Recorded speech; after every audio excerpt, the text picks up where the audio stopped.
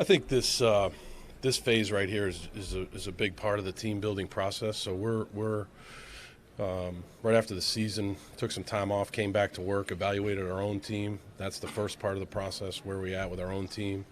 And then we began the draft and free agency preparations, and now we're into the combine, which is another phase of the draft. And the whole thing is about, okay, where are we in the process of building the team? And so that's what we're doing right now. And all factors, every position, every player, we'll take a look at it and try to do the best we can to put together a good 2020 team. So just in terms of how you kind of make personnel work in things like draft or free agency, Yeah, there's a lot of different ways. I think one of the things that's important to us is to do the best we can is to keep our players that have been on our team, and I think that's a really important thing for us relative to where we're headed. And then, there's all different kinds of ways that you can build a team, right? There's obviously the draft, there's free agency, there's the college free agent process, there's all different ways. So we're taking all those things into account each and every day and trying to make decisions in the best interest of the team. Can you talk some more about your history with Tim, how much you liked him, and why you feel he's ready to take on? Tim Kelly? Yeah, Tim Kelly's an excellent football coach. So Tim was a graduate assistant at Penn State. My first 2 years there, came to Houston, was a coaching assistant on offense, tight end coach, offensive coordinator, worked very closely with the offensive line when he was a coaching assistant and a tight end coach. Very hardworking guy, guy that really cares about the players. The players really respect him, does a great job in the meeting room, on the practice field, does a great job on game day. He's just an excellent coach. And we have a great relationship. He's a great person, and we're excited for him to take the next step in his career here. He's going to coach the quarterbacks. He'll call the plays, and he'll do an excellent job.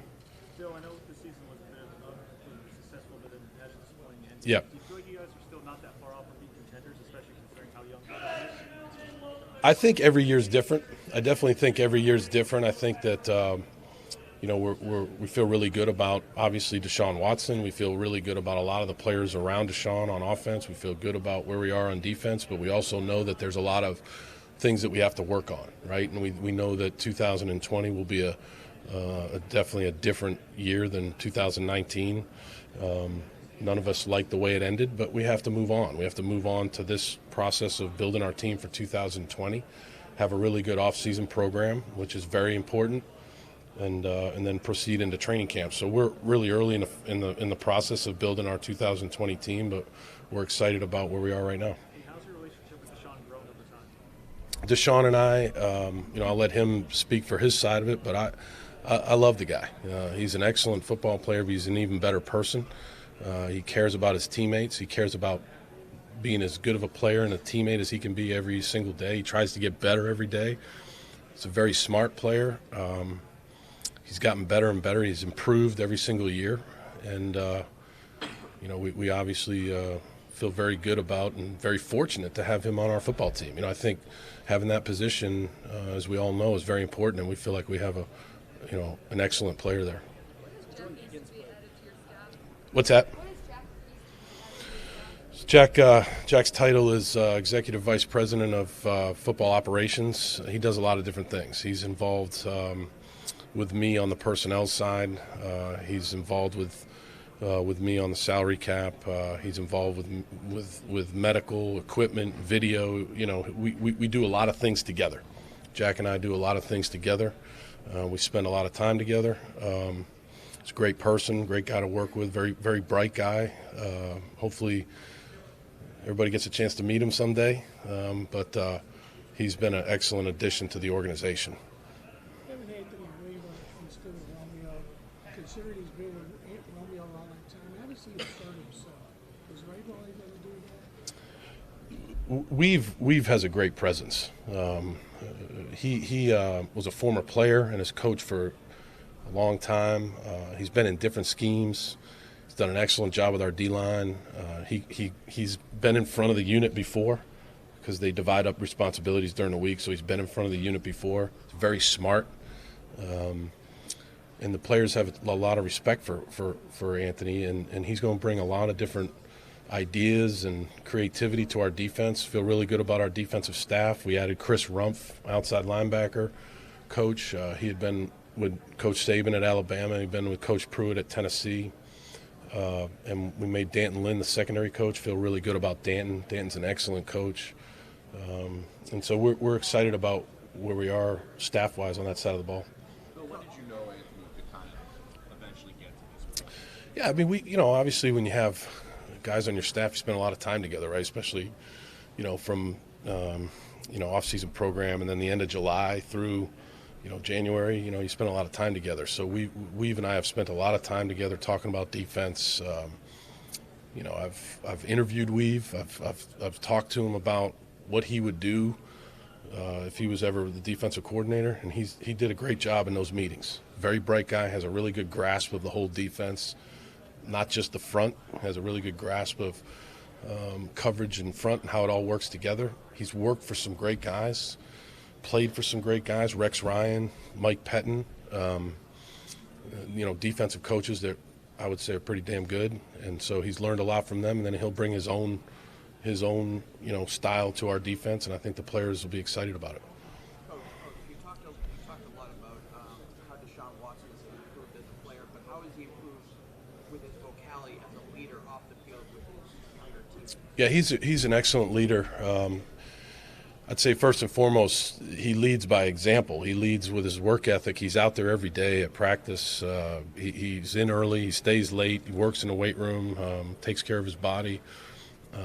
He'll do whatever needs to be done at practice, stay after practice to fix a route or go out early to try to work on center quarterback, cadence or things like that. So he does a lot of different things on and off the field to help us as a leader. He's an excellent leader.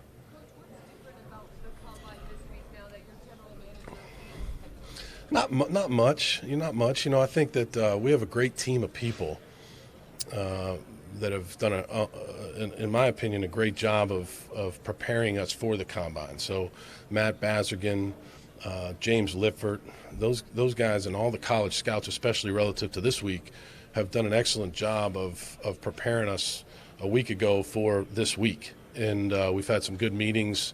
Feel like we're in a good spot relative to what we're going to be looking at, who we're going to be evaluating, interviewing, and all that. There's been a lot of preparation put into this, and we're excited about the week. So I think for me it's just about making sure that pay close attention to what we need to pay close attention to, and just communicate with everybody and make sure we're all headed in the right direction.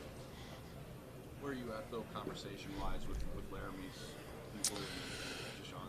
Yeah, I would say, I probably would tell you I'm not going to get into any, just specific contract negotiations. I don't think that's probably fair to the player especially. And it's not fair to the club, but I will tell you that we want both those guys on the football team, and we're working very hard to try to get that done. Those things take time, James. I think you know that. You've been around a long time.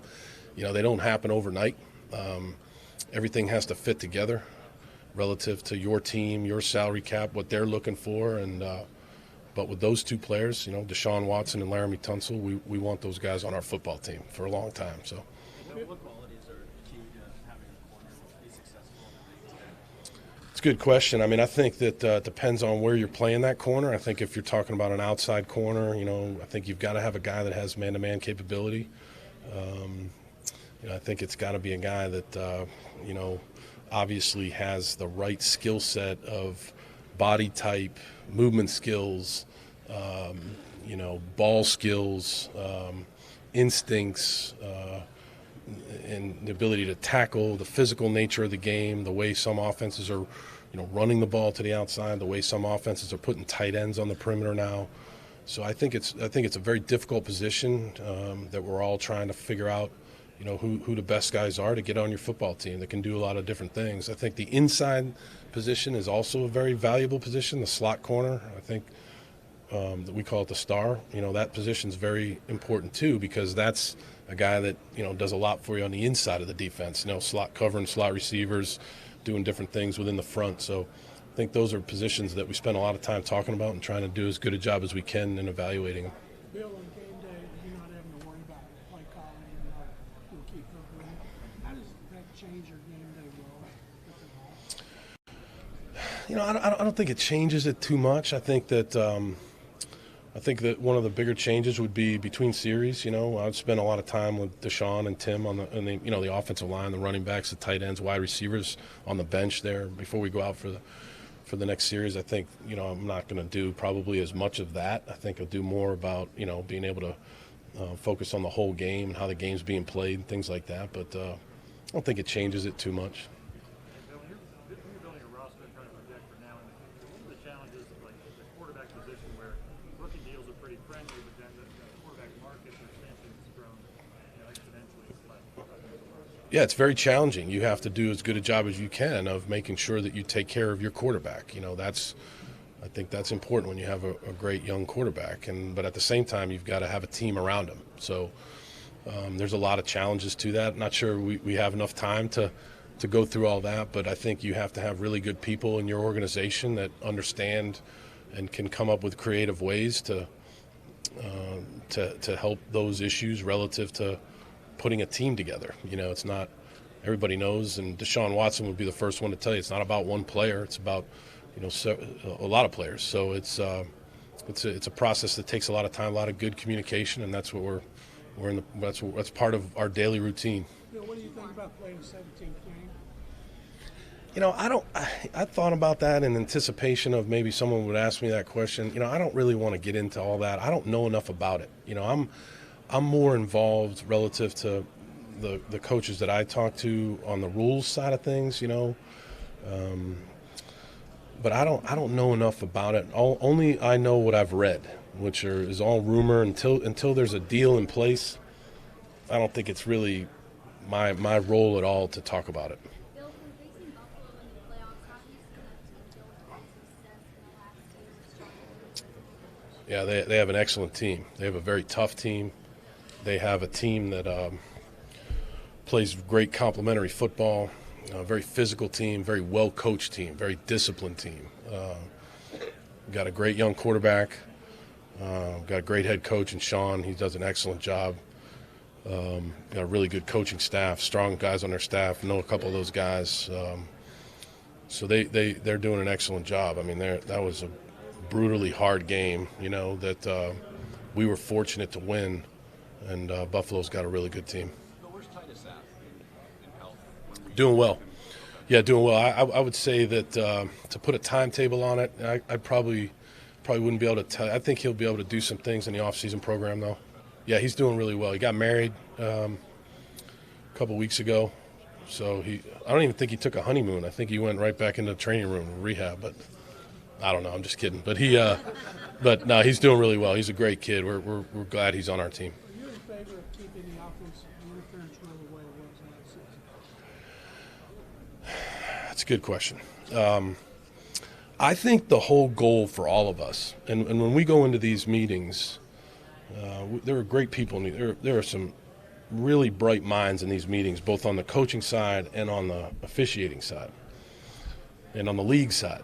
And so what we do is we just got to come together on consistency and what is the standard and what exactly are we looking for, because as coaches, whatever they tell us, we'll coach it well. Like, one of the things that's come up recently, obviously, is like, blindside blocks on special teams, right? And now we coached it, and in my opinion, you see the players reacted very well to that. You see the high screens. You don't see there's still some plays, obviously, that are bad and we're trying to get all of them out of the game, but you see players, whatever we coach them to do, these players are great. They're gonna do what we coach them to do, and so hopefully we can just keep working to be consistent in how it's all called.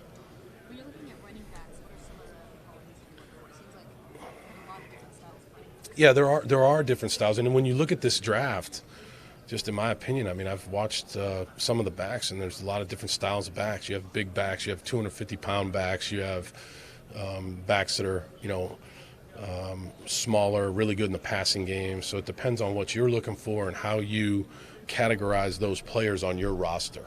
So, are you looking for a first and second down back, a bigger guy that maybe not as much in the passing game, but really good downhill runner, 3-down back that can kind of do it all, 3rd down back. Just depends on how you vision the player and trying to come to to a conclusion on how we would use that player. I think that's a big part of this process. Kind of curious, Bill, how you go about this whole combine process with the picks that you have kind of towards the top of the division. So what's your approach, I guess? Yeah, no, I think that's a good question. I mean, I think we're meeting every day here. We've had several really good meetings here relative to that, where we're at.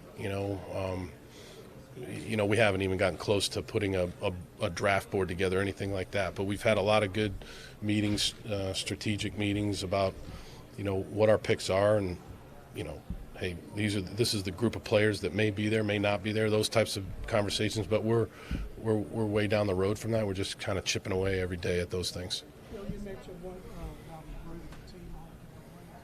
What do you think about the XFL? How much of you guys scout the XFL?